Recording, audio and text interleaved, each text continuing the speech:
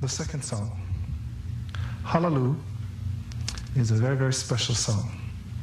And the story behind that song is, when I was around 18 years old, I ran away from home.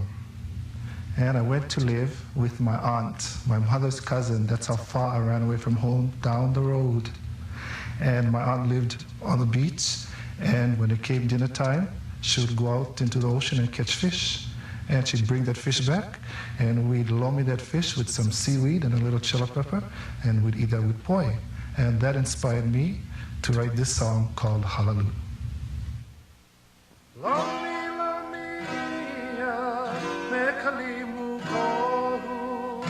Ke koho polole a tuli a